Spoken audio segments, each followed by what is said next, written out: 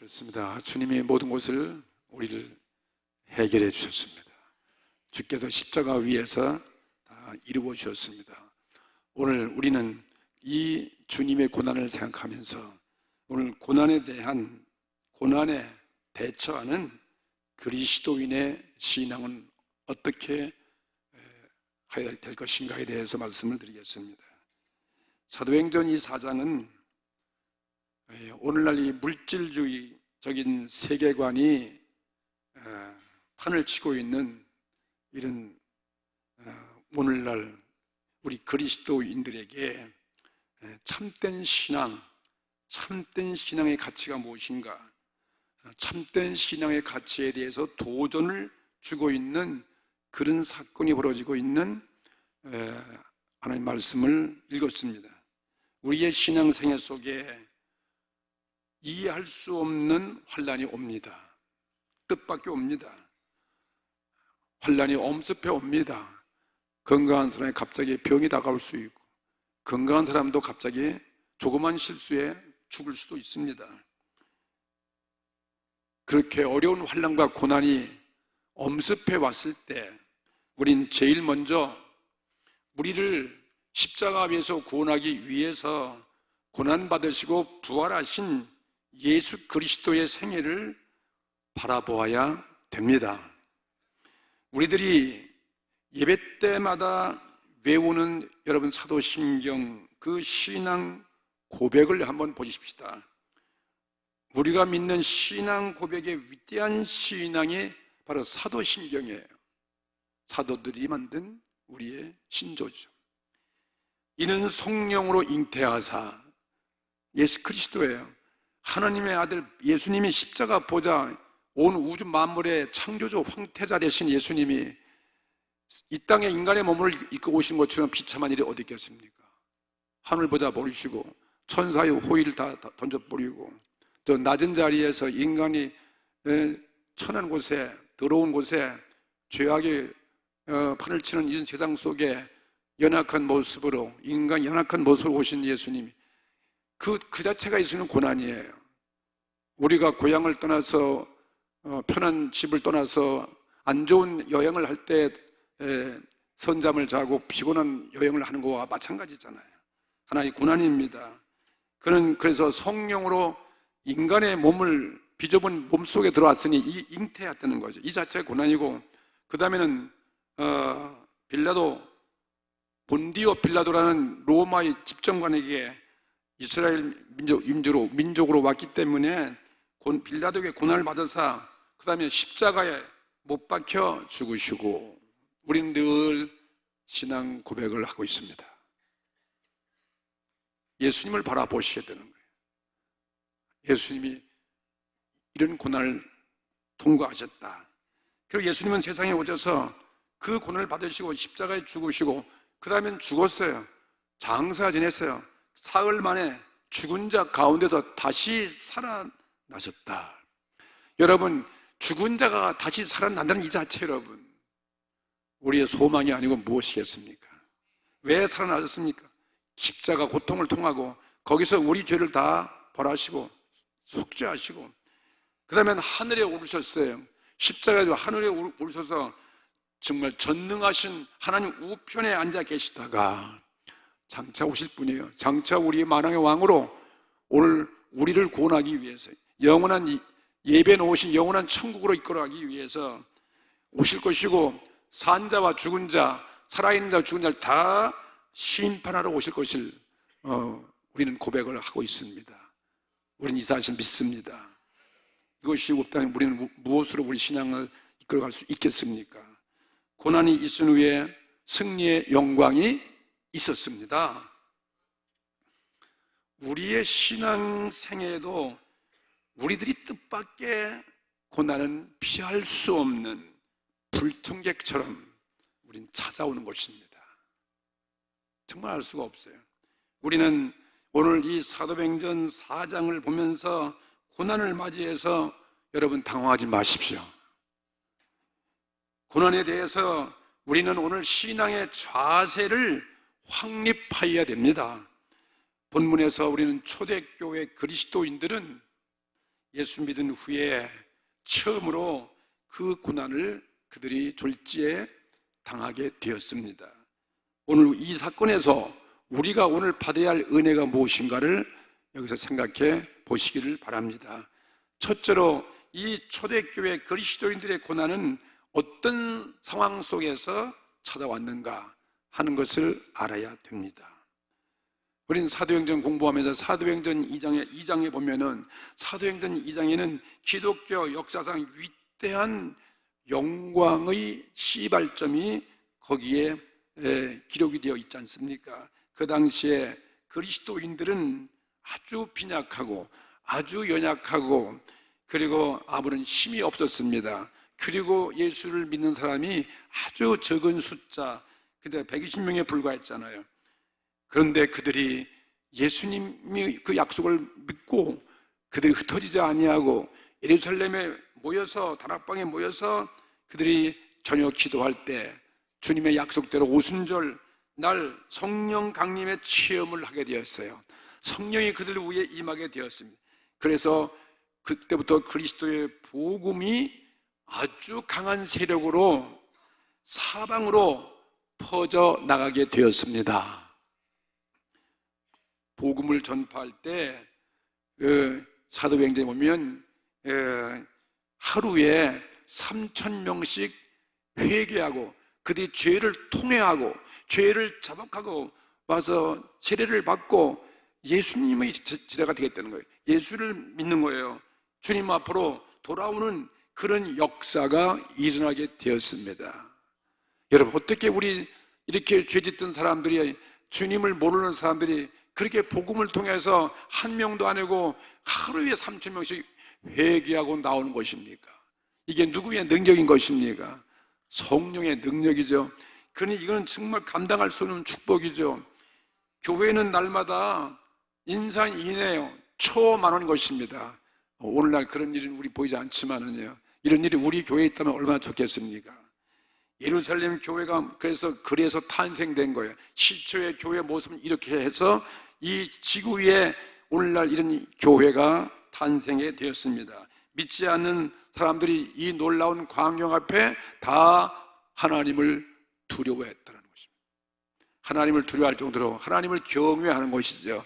정말 하나님 존재하심을 믿고 그 앞에 겸비해지는 거죠. 그런데 오늘날 얼마나 많은 사람들이 하나님을 무시하고 사는 것입니까? 그리스도인들은 그렇기 때문에 온 백성들에게 칭찬을 받고 그리고 구원받는 사람들이 날마다 교회 문전에 인산인해를 이루었으니 오늘 우리 교회가 그런 모습 때문에 여러분 얼마나 우린 축복이에요. 정말 감사한 일이죠. 네, 이것은 이 모습은 초대 예루살렘 교회가 경험한 놀라운 축복 중에 하나였습니다. 오늘 다 이런 축복을 우린 기대하고 그런 축복을 바라보고 우리는 살고 있지 않습니까?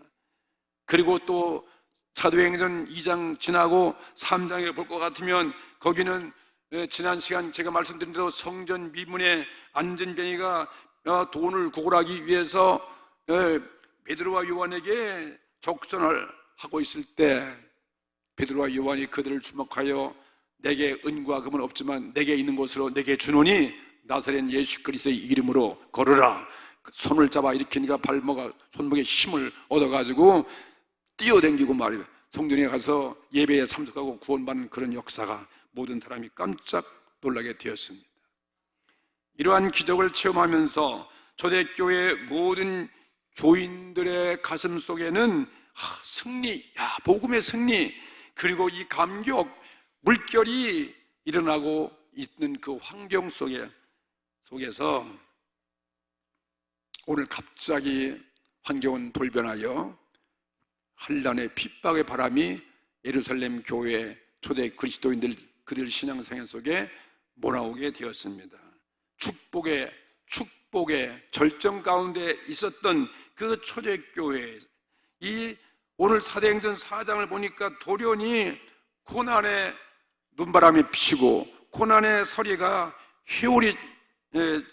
회오리가 몰아치게 되었다 이것입니다. 사도들이 보니 갑자기 체포를 당하는 거예요. 말씀을 전하는데 사도들이 유대교에 의해서, 제사장들에 의해서, 그때 당파들에 의해서 체포를 당해서 그 다음에 감옥에 들어갑니다. 그 다음에 매를 맞습니다. 그랬을 때 성도들은 의아했습니다. 왜 이런 일이 일어나는 것인가? 왜 이렇게 찰떡하고, 왜 이렇게 오늘 승승장구 복음이 전파되고, 그리고 이렇게 교회가 막 부흥되는데 어째서 이런 핍박을 우린 당해야 되는 것입니까? 승리와 축복과 그 은혜의 절정에서 갑자기 고난을 허용하시는 그 주님의 뜻을 몰라가지고, 그래서 그들은 질문할 수밖에 없는 거 아니겠어요? 이건 우리의 모습이에요. 우리도 갑자기 왜 교회에 이런 일이 벌어나는 것입니까? 왜 우리가 선교하는데, 왜 우리가 기도 많이 했는데, 왜 이렇게 우리들이 주의 말씀을 따라서 사명을 감당하는데 왜 어째서 우리 가정에, 우리 교회에, 우리에게 이런 문제가 다가는 것입니까? 하고 질문을 던지는 거와 마찬가지죠. 여러분, 성경에 보면은 축복을 받을 때 하나님은 날마다 축복만 있는 것이 아니라는 거예요. 환경 좋을 때, 축복 받을 때, 건강할 때, 그리고 또 일이 잘 될 때, 성공할 때, 그때 우리는 조심해야 하는 거죠. 하나님은 신앙을 테스트하기도 하는 거예요. 우리의 신앙이 교만해질까 봐서, 우리의 신앙이 나태해질까 봐서, 그래서 신앙을 테스트하기도 하고, 또 때로는 백성들이 방자하고 신앙을 멀리 떠나가고 죄를 지을 때는 또 채찍을 가해서 하나님이 그들을 돌이키게 하는 거예요. 성찰을 할 수 있는 그런 기회가 되어지기도 한다 하는 것을 알아야 됩니다. 하나님은 항상 우리를 온실 속의 화초같이 그렇게 바람도 없이 그냥 그런 품 안에 안긴 저런 그런 모습으로만 우리는 키우지 않습니다. 그러면 모든 동물의 왕자보다 이 동물의 왕자의 강한 사자나 호랭이나 독수리 같은 그러면 그 자녀를 어떻게 키우는지 아십니까? 정말 무자비하게 키우는 거예요. 왕자가 되기 위한 거예요. 거기에 살아남아야 되는 것입니다.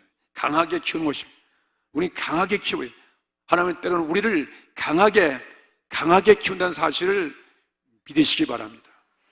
신명기 8장 2절 말씀 보세요. 내 하나님 여호와께서 이 40년 동안에 너로 광야 길을 걷게 하신 것은 기억하라. 이는 너를 낮추시며 그 다음에는 너를 시험하사 내 마음이 어떠한지 그 명령을 지키는지 아니 지키는지 알려 함이니라.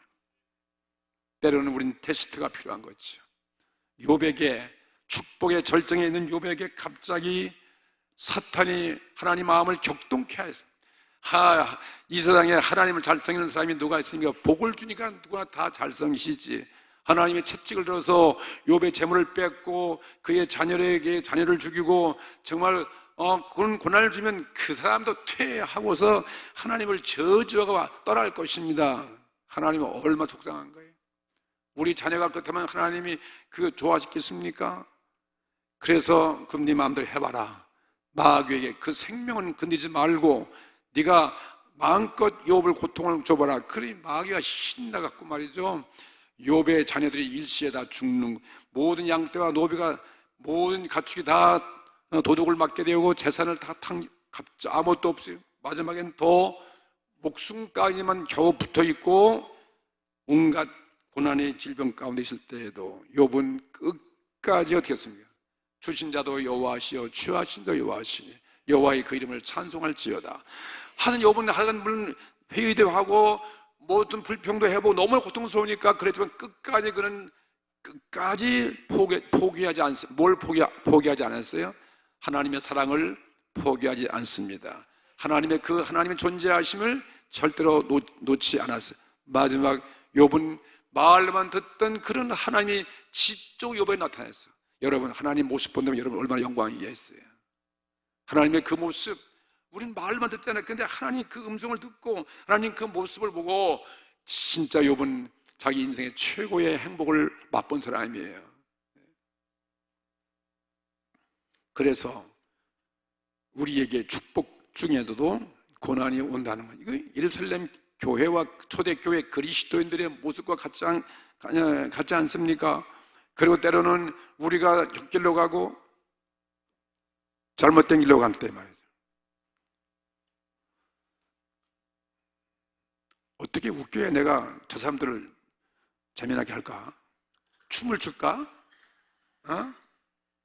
어떻게 안 들게 하려나? 여기 앞으로 요거 다음 주부터는 요가 정중앙에 앉아. 여기 요 앞에 있잖아요. 요 벽이 펴 있네. 여기도 나란히 두 칸에 앉게 하세요. 한 달에 한 번씩 곧 훈련이니까.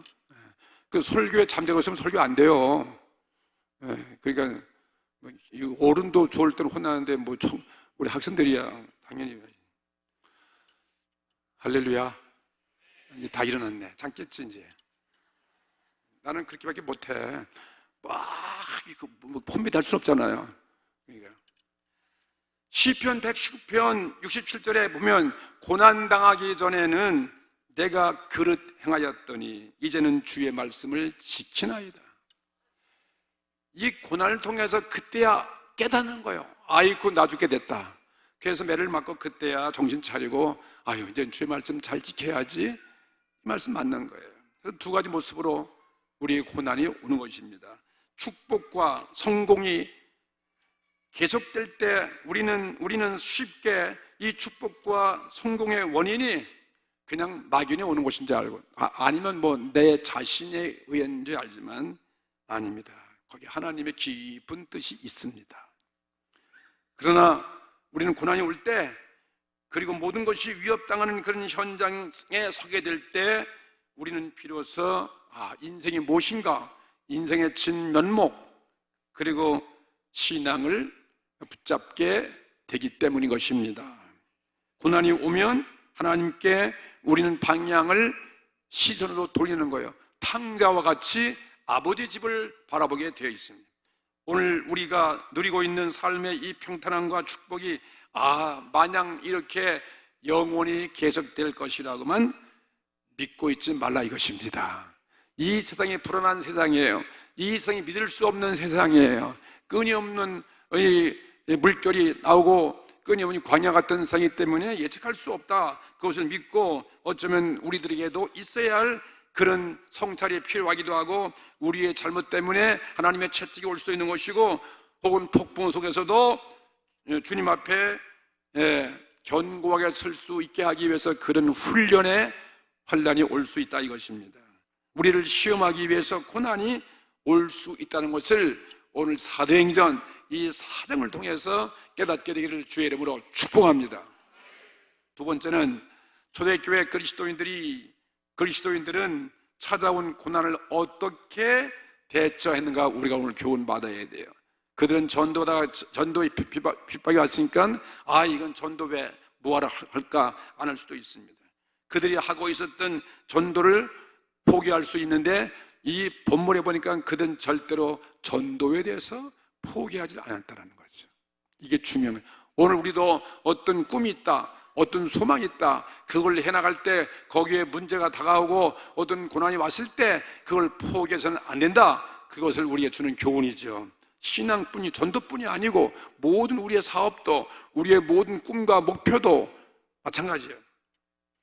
갑자기 어려움을 당하게 되었을 때 여기 초대교회 그리스도인들은 중단하지 않습니다. 이걸 보통 우리들은 이런 고통 앞에 우리 좌절할 수밖에 없는데 근데 그들은 전도하는 그 일에 대해서 그들은 뒤로 후퇴하지 않습니다. 상대방에게 우리들은 만약에 예를 들어서 전도하다가 나쁜 소리를 듣는다든지 남들에게 비웃음을 당하면 보통 여러분 어떤 태도를 취하는 것입니까? 전도 내가 괜히 했네. 이제 앞으로 하지 말아야지. 한 걸음 포기하고 뒤로 물러갈 수밖에 없죠. 그리고 내가 뭐 때문에 이거 안 해도 내가 편안히 잘 살 수 있는데 내가 왜 이런 사서 고난을 받을 이유 없지 않겠습니까? 이거 누구나 할 수 있는 얘기예요. 여기 뭐 돈이 나오나 밥이 나오나 내가 왜 이거 하지? 그럴 수 있을까? 이건 마귀가 주는 생각이죠. 사도행전 4장 18절에 이렇게 제자들에게 그 당시에 그 사회에서 이 교권을 갖고 있는 그런 권세자들이 그들을 불러가지고 너희들은 다시는 전도하지 마, 경계하면서 도무지 예수의 이름으로 말하지도 말고 가르치지도 말라 그랬습니다. 노골적으로 이걸 어기면은 더 많은 박해와 그리고 형벌이 있다는 것이죠. 근데 사도들은 이런 말에 그들은 순종하거나 설득당하지 아니했습니다. 사도들은 더 적극적으로 전도했어요.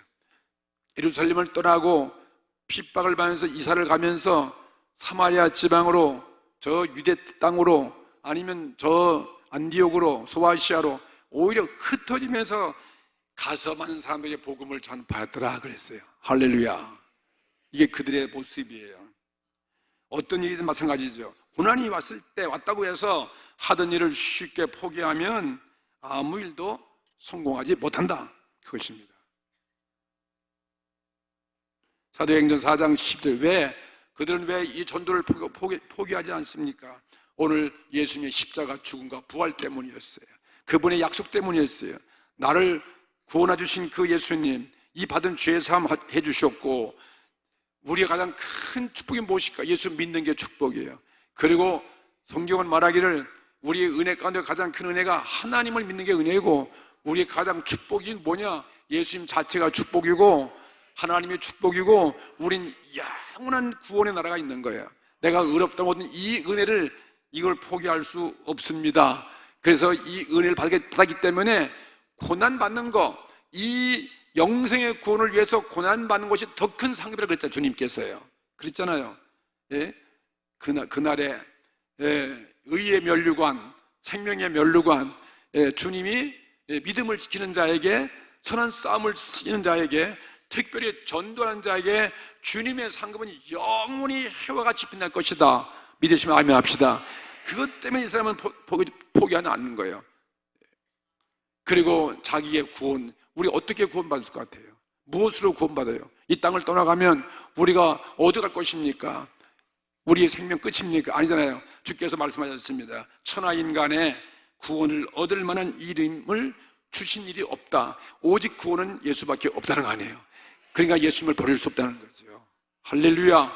더 나아가서 예수님 친히 우리에게 주신 말씀이 무엇입니까? 나는 길이요 진리요 생명이니 나로 말미암지 않고는 아버지 앞에 올 자가 없다. 이렇게 주님 말씀해 줬기 때문에, 이것 때문에 그들은 핍박 앞에도 그들은 생명 걸고 자기의 신앙을 절대로 포기할 수 없었습니다. 더 나아가서 초대교회 그리스도인들은 핍박받는 자리 있으면 우리는 그것 때문에 얼마나 그들이 미워요. 그래서 이는 이로, 완력은 완력으로, 눈은 눈으로 구약시대처럼 갚을 수 있잖아요.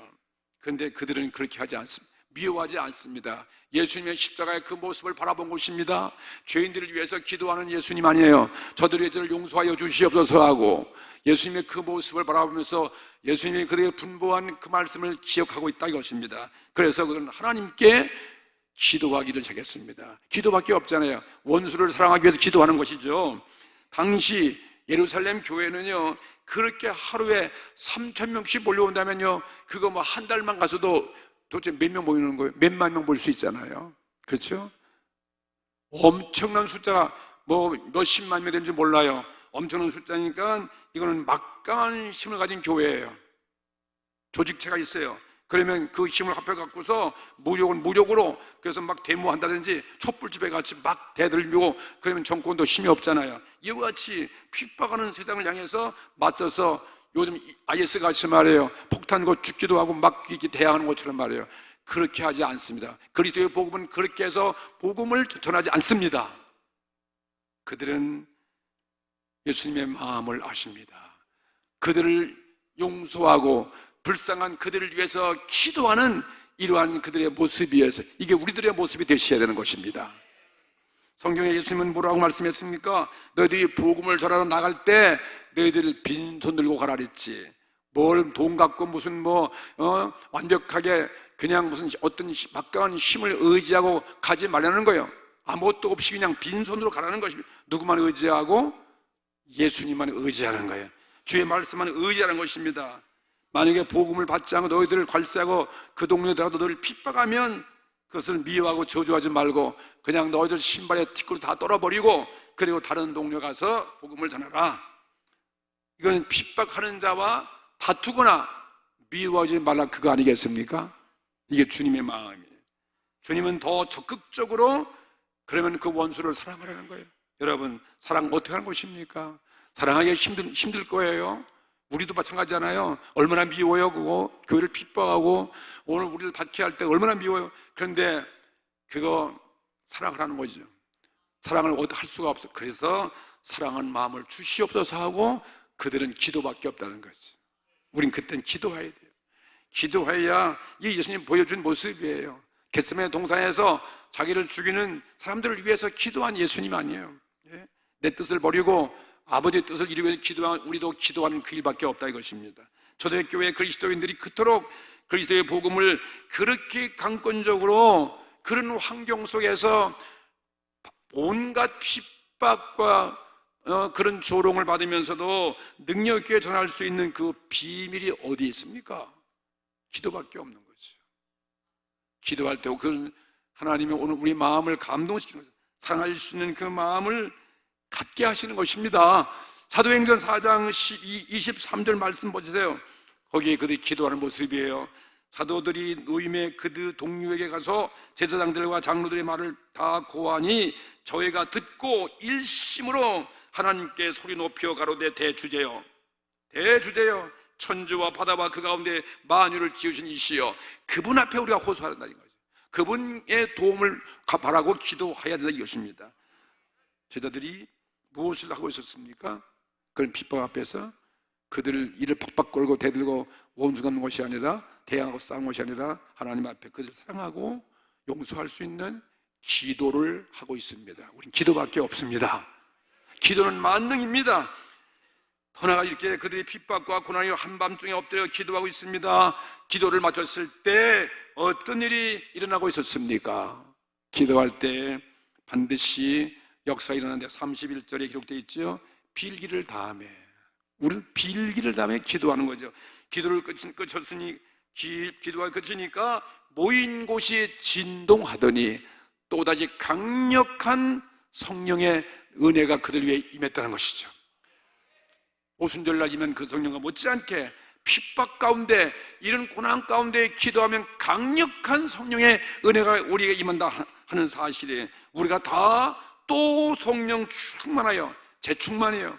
또 충만하여 담대히, 성령 충만이니까 담대하게 하나님 말씀을 전할 수 있었다는 거죠. 이게 사도들의 모습이에요. 초대교회의 모습이 이렇습니다. 짐승 앞에 어떤 핍박의 화형을 당하면서 그들은 순교도 망하잖아요. 스데반 집사같이 돌에 맞아 죽으면서도 더 열심히 전도할 수 있었다 이것입니다. 여러분, 다른 사람들에게 위협당하고 짓밟히고 고난 상황 속에서도 계속해서 전도할 수 있었던 초대교인들이 그 비결이 무엇일까? 엎드려 주님 앞에 기도했다 이것입니다. 기도하던 그들에게 성령이 충만하게 임했습니다. 그리고 성령 충만함이 그들을 하여금 고난 박해 그 현장에서 더 담대하게 복음을 전하게 되는 것입니다. 이렇게 우리도 마찬가지입니다. 환난과 고난이 찾아오면 우리의 신앙은 하던 일을 멈추고 그냥 좌절해 버리지 말고 주님께 더 우리 하던 일을 계속하면서 기도하는 거죠. 기도할 때 성령의 능력이 우리에게도 또 임하게 되어진 것이고, 고난을 통과할 수 있고, 그리고 담대하게 우리가 하던 그 일을 향해서 더 질주해 갈 수 있다는 것입니다. 이것이 우리가 본받을 신앙인의 자세가 되어져야 된다 이것입니다.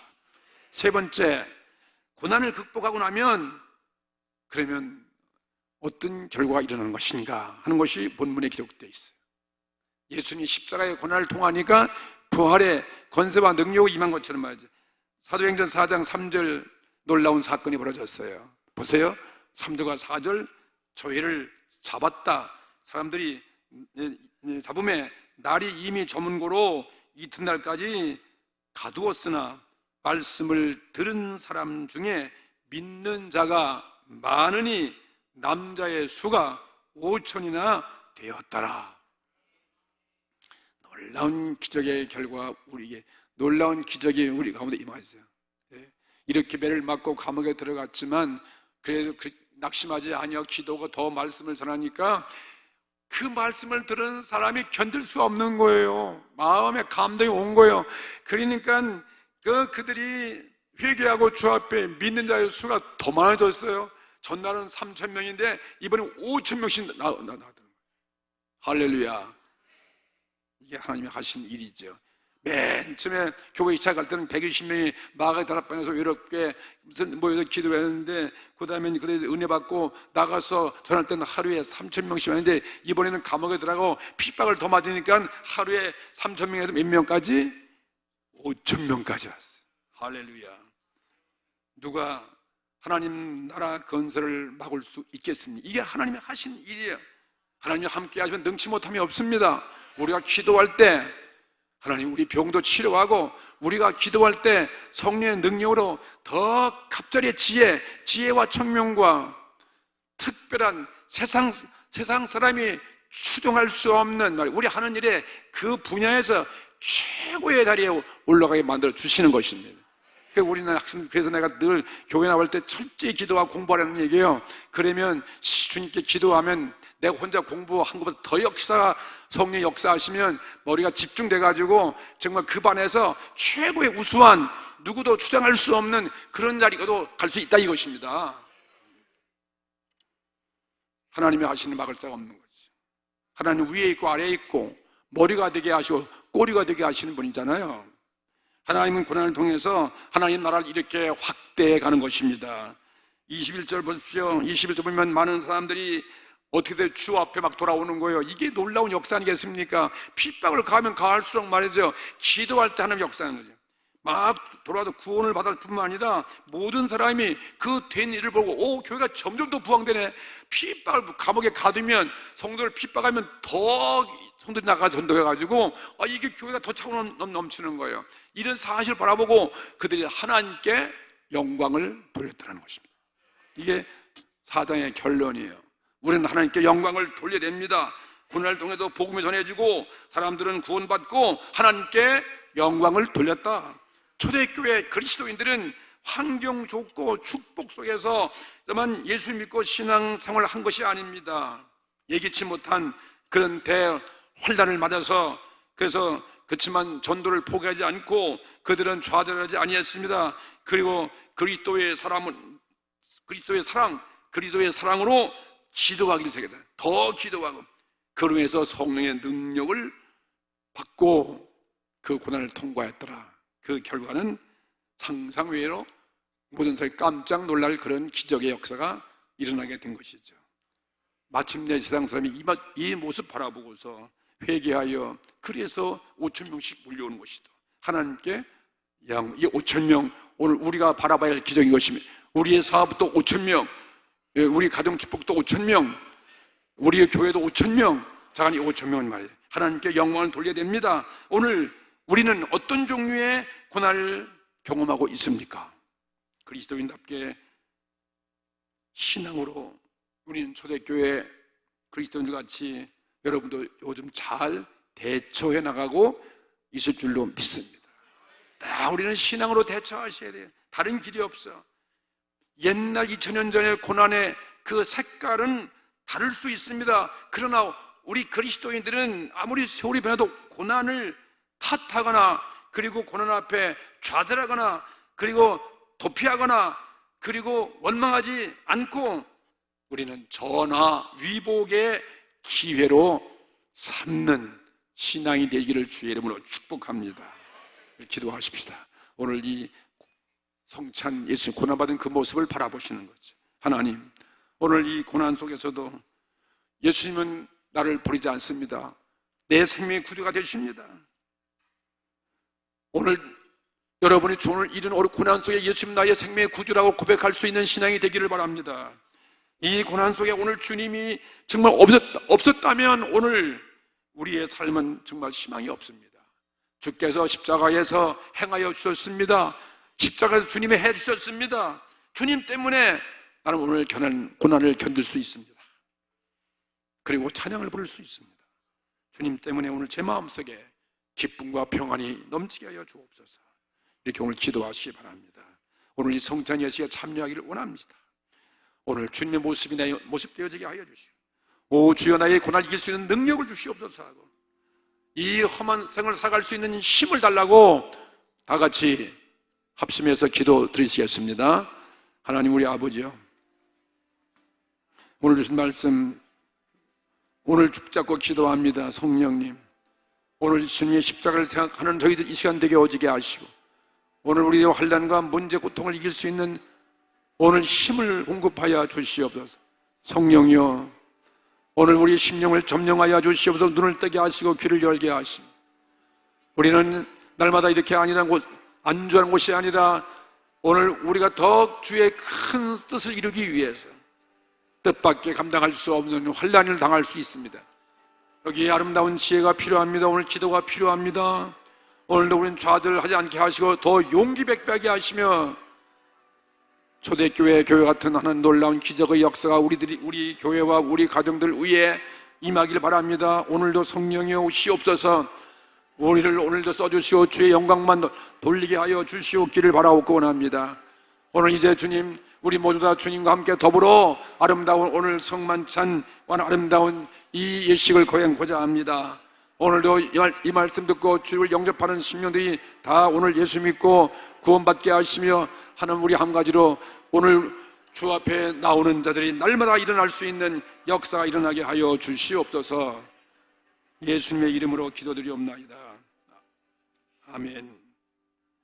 내가 너에게 전한 것은 주께 받은 것이니 그 주 예수께서 잡히시던 밤에 떡을 가지사 축사하시고 떼어 가라사대 이것은 너희를 위하는 내 몸이니 이것을 행하여 나를 기념하라 하시고 직후에 또한 이와 같이 잔을 가지시고 가라사대 이 잔은 내 피로 세운 새 언약이니 이것을 행하여 마실 때마다 나를 기념하라 하였으니 너희가 이 떡을 먹으며 이 잔을 마실 때마다 주의 죽으심을 오실 때까지 전하는 것이니라.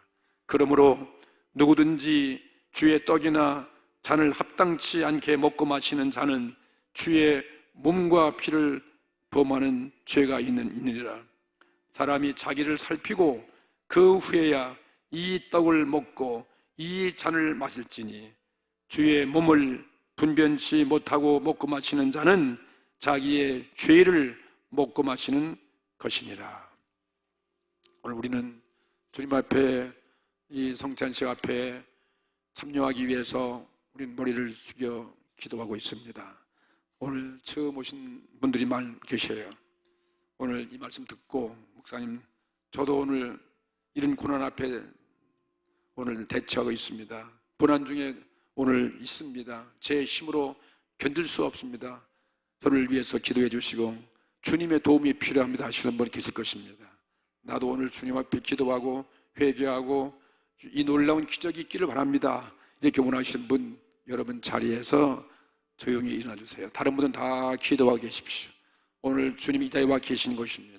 기도가 필요한 사람, 도움이 필요한 사람, 고난에 이길 수 있는 능력을 갖기를 바라는 사람, 나도 예수 믿기를 원합니다 하시는 분 오늘 처음 오신 분 중에 어디 계시든 자리에 일어나 주세요. 제가 여러분 위해서 기도해 드리겠습니다. 감사합니다. 오늘 일어나신 분 제가 위해서 기도할 때 저의 기도를 한번 따라서 해주세요. 아버지 하나님 감사합니다. 저는 죄인입니다. 인생이 어디서 와서 무엇 때문에 살며 어디로 가는지 알지 못하고 지금까지 방황하며 살아왔습니다. 예수님은 나 위하여 죽으시고 나 위해서 부활했습니다. 십자가의 보혈로 저는 죄의 사함 받았습니다. 주께서 십자가 위에서 모든 걸 다 해주셨습니다. 저를 이렇게 강하게 하시고 구원해 주신 거 믿습니다. 저도 오늘 주님을 영접합니다. 머리부터 발끝까지 나의 죄가 용서되었습니다. 저를 구원해 주시니 감사합니다. 지금부터 천국 갈 때까지 주님만 믿고 살겠습니다. 예수님의 이름으로 기도드립니다. 아멘. 우리 모두 큰 박수 해주세요. 할렐루야. 이렇게 오늘 구원받습니다. 우리 마음으로 믿어서 의에 이르는 거예요. 그리고 입으로 신에서 구원받는다. 우리 신은 간단한 것이죠. 오늘 이 고백하신 분들께서는 이 성찬 예식에 참여할 수 있습니다. 근데 그리고도 나는 예수와 관계없어. 근데 여기 보니까 이 거룩한 성찬을 사람이 자기를 살피고 그리고 회개하고 이 떡을 먹어야 되는데 불구하고 그냥 이게 뭐 장난 비슷하게 하면 오히려 그것은 자기 죄를 먹고 마신다고 했어요. 그러니까 우리 오늘 이 감격스러운 마음으로, 그렇죠? 어떤 저도 오늘 회개, 주여 나의 모든 죄가 소멸되기를 원합니다. 그리고 새로운 결단하는 시간이 이 성찬식이 된 거예요. 그래서 오늘 이제 부활의 주님과 함께 왔으니 이제는 다 우리 죄 사받았잖아요. 그러니까 찬양 부르고 기쁘고 함께 즐거운 식사하시는 거죠. 그래서 많이 못 드리는 거예요. 떡 한 덩어리, 그 다음에 포도주 한 잔. 근데 이게 대량 받으시고 후히 받으시고 정말 주님과 함께 감격의 오늘 성찬식이 좀 되었습니다. 날마다 성찬식은 그냥 우울하고 그냥 시원한 것이, 이제는 살아계신 주님이 나의 죄를 다 사하는데 감사하게 봐주실 거 아니에요. 그러니 여러분 사랑하는 주님과 함께 식사하는데 그냥 괜히 울면서 그냥 마음이 아파가지고 그 식사가 최요 소화 잘 돼요. 그건 최일 수밖에 없어. 그래 오늘 감사한 마음으로 하시면 되는 거죠. 그래서 오늘 찬양 드리면서 우리 모두 한 사람도 빠짐없이 다 성찬에 참여해 주시를 주의 이름으로 축복합니다.